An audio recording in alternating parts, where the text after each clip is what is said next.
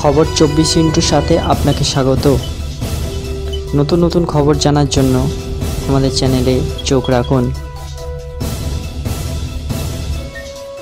নমস্কার, বিশ্ব রচনায় আপনাদের স্বাগত। একটা ঘটনা সত্যি আমাদের মধ্যে এখনো মনুষ্যত্ব বেঁচে আছে। পরিবার বলতে ছিলেন 3 মেয়ে, তাদের বিয়ে হয়ে গিয়েছে অনেক আগেই, কাজ করার ক্ষমতাও চলে গিয়েছে অনেক দিন হলো। অগত্যা প্রতিবেশীদের সাহায্যে দিন যাপন করছিলেন তিনি। গ্রামে গণেশ হাজরার পরিবারই শুধুমাত্র একটা হিন্দু পরিবার, বাকিরা সবাই প্রায় মুসলিম সম্প্রদায়ের মানুষজন।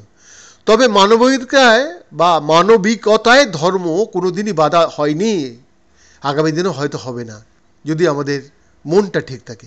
মৃত্যুতেও এগিয়ে এলেন সেই মুসলিম প্রতিবেশীরা। পরিবারের সদস্য তেমন কেউ না থাকায় সৎকারের কাজে হাত লাগালেন তারাই।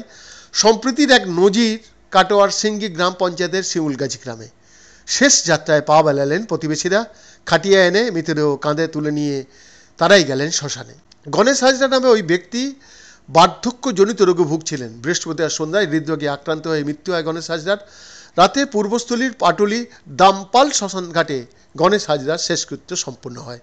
গ্রামবাসীরাই জানিয়েছেন, আশেপাশে 4টি গ্রামের মধ্যে একমাত্র হাজরা পরিবারই হিন্দু পরিবার। মৃত গণেশ হাজরার ছেলে অনেক দিন ধরেই নিরুদ্দেশ। বিয়ে হয়ে গেছে পরিবারের মেয়েদের, তাই তার শেষকৃত্যের দায়িত্ব তুলে নিতে হয়েছে গ্রামের মুসলিমদেরই। মৃত ব্যক্তির মেয়ে চুমকি হাজরা জানিয়েছেন, সৎকার করেছে গ্রামের লোকজনই, শুধুমাত্র তার বাবা নয়, তার জেঠু পিসি সবার ক্ষেত্রেই এই গ্রামবাসীরা এগিয়ে এসেছিল বলে জানিয়েছেন তিনি। চুমকি আরও জানান, বয়স বেড়ে যাবার পর বাবা আর কোনো কাজ করতে পারতেন না, আর্থিক সামর্থ্যও ছিল না তেমন। প্রতিবেশীরাই খাবার টাকা সব দিতেন বলে জানিয়েছেন তিনি। চুমকি আরও বলেন, গ্রামের মানুষের জন্যেই বাবা এতদিন বেঁচে ছিলেন। বৈদ্যনাথের রিপোর্ট, বিশ্ব রচনা।